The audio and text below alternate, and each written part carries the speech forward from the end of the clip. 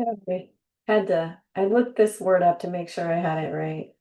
So the word is stubborn, and the definition says having or showing a dogged determination not to change one's attitude or position on something, especially in spite of good arguments or reasons to do so. Stubborn, obstinate, I think obdurate is another word. Stubbornness. When I see stubbornness, I think kind of have a host of things. When you see extreme stubbornness, you can see that there can be some mental illness at play.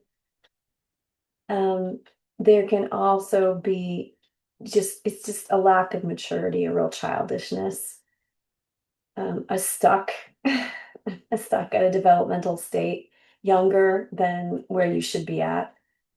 Uh, you can also see it in people who they don't sleep, they've got a sleep disorder. You can see them, they'll display elements of profound stubbornnness. And I came to think of it as like, oh yeah, it's just a coping mechanism. You know, you dig your heels in because you're not like all there. You're not really functioning with a full, you don't have access to everything. Um, so stubbornness underlies a lot and is tied to our stuckness. So August 22nd. My Al-Anon recovery involves becoming aware of what motivates my choices. I was appalled to discover that fear ruled my life. I seemed to be afraid of everything. I was afraid to say no, to show hurt or anger, to be confused. With clenched teeth and a painted on smile, I'd say, oh no, everything's okay, while thinking, there'll come a day when I'll get even. Even that scared me because I was afraid of my own anger. Many of my Al Anon friends use slogans to deal with their fears, but when fear engulfed me, all I could think of was came to believe. I couldn't finish the rest of the second step because that one phrase was enough. So when the telephone rang and I was startled and beginning to imagine the worst, I would take a deep breath and say to myself, came to believe. Then it became possible to pick up the phone. And I always hung up feeling so much lighter because we had handled it.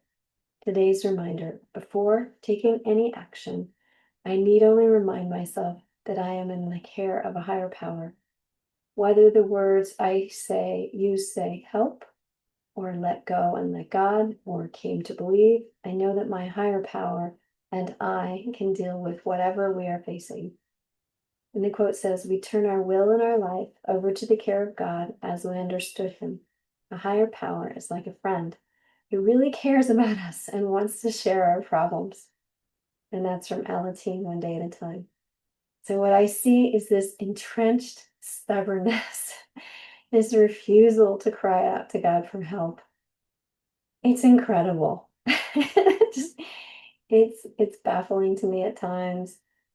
I'm astounded by the stubbornness that people display.